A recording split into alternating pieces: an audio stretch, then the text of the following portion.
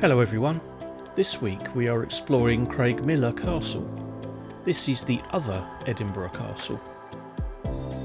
It is located 3 miles southeast of the city centre, on a low hill to the south of the modern suburb of Craigmillar.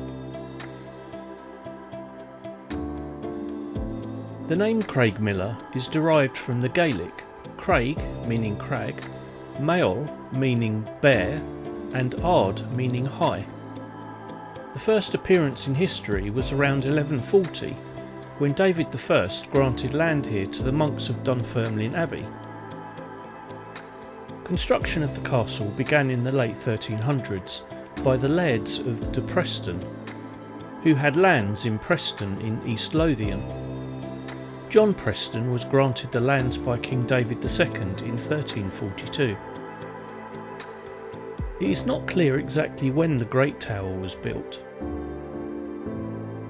It is similar to David's Tower at Edinburgh Castle, which dates from the 1360s, so is likely to be shortly after this.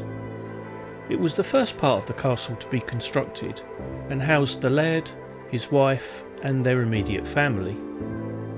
It stands over 17 metres high with sandstone walls almost 3 metres thick. The tower wasn't heavily defended. The entrance was protected by a deep chasm until the stone curtain wall was built in the mid-1400s. The hall on the first floor once had a painted timber ceiling, supported by the stone corbels which can still be seen on the side walls. The fireplace dates from around 1500. The east range was built to add additional and better accommodation to the castle. The range was 4 stories high, with a bakehouse and prison in the basement, storerooms at ground level, a kitchen and private chambers on the first floor, and what appears to be a gallery taking up all of the top floor. Galleries were fashionable in the late 1500s, as a space where owners and guests could stroll in bad weather. Some notable historic events took place at Craigmillar over its history. In September 1517, during an outbreak of plague in Edinburgh, the infant James V of Scotland moved to safety at Craigmillar. During the so-called rough wooing of Henry VIII of England, Craigmillar Castle was burned by English troops under the Earl of Hertford on the 8th of May 1544, after he had sacked Edinburgh.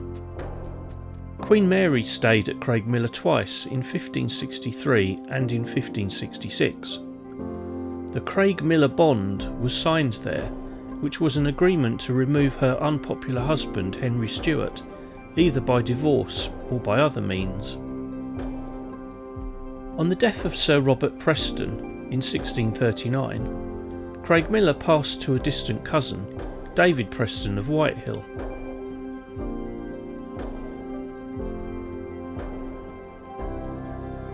His son sold the castle out of the family, and it was bought by Sir John Gilmours in 1660.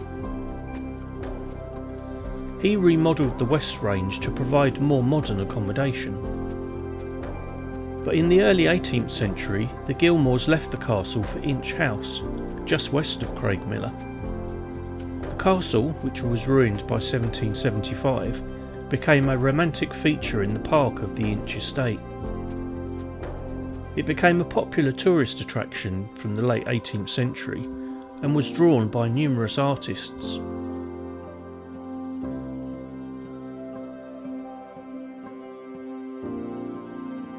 A proposal to renovate the building for the use of Queen Victoria was put forward in 1842, but came to nothing. Craigmillar Castle has been in state care since 1946 and is now maintained by Historic Environment Scotland.